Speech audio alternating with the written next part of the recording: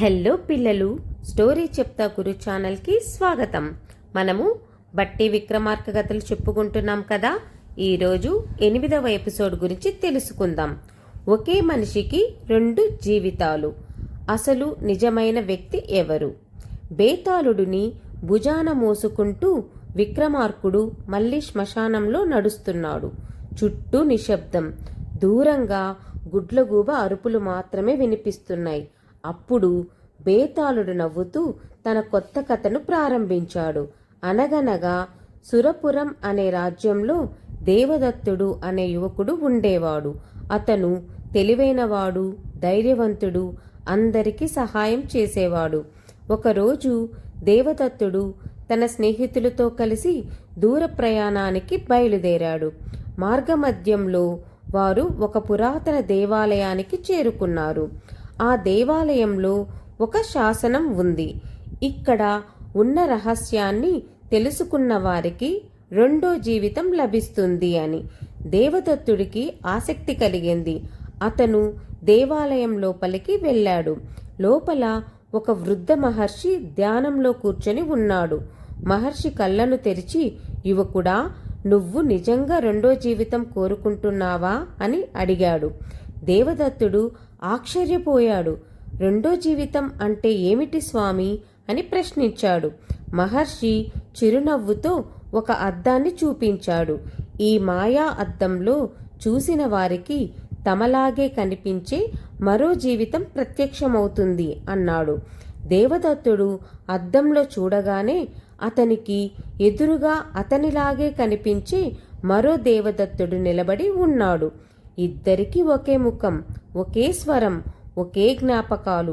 ఇద్దరూ తామే అసలైన దేవదత్తులమని చెప్పారు. ఇద్దరూ తమ ఇంటికి చేరుకున్నారు.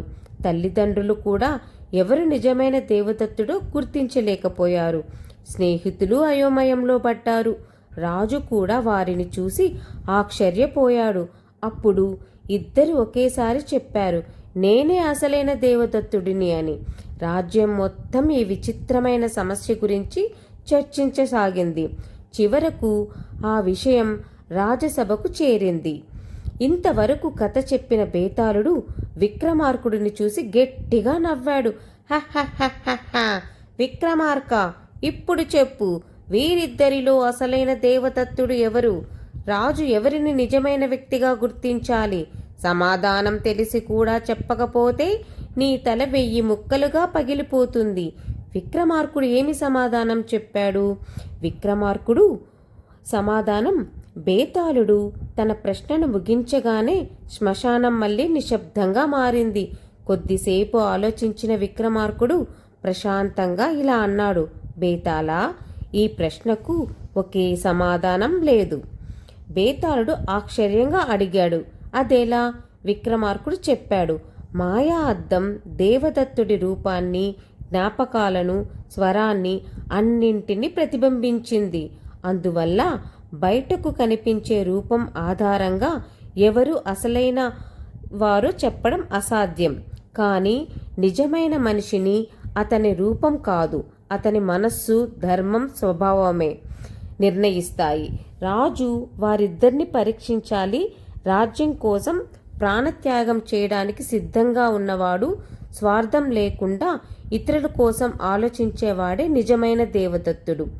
మాయా ప్రతిరూపం తన స్వప్రయోజనం కోసం మాత్రమే ప్రయత్నిస్తుంది. నిజమైన మనిషి మాత్రం ధర్మాన్ని వదలడు. బేతాళుడు చిరునవ్వు నవ్వాడు. విక్రమార్క, నీ తీర్పు తెలివైనదే. నిజమైన మనిషిని రూపం కాదు, గుణమే గుర్తిస్తుంది అని చెప్పి మళ్ళీ గట్టిగా నవ్వింది.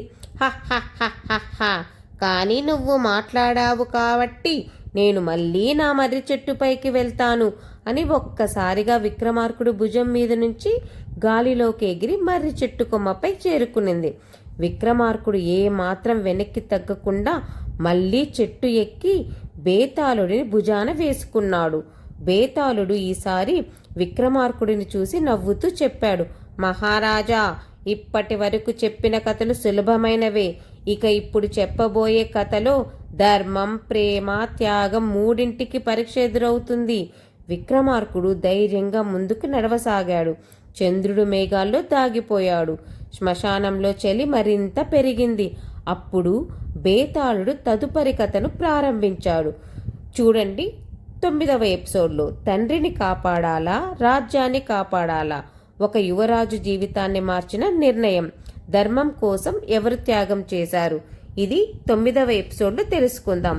స్టోరీ నచ్చితే లైక్ చేయండి, షేర్ చేయండి, సబ్స్క్రైబ్ చేయండి. ఇంకో స్టోరీతో మీ ముందు ఉంటాను. Until then bye.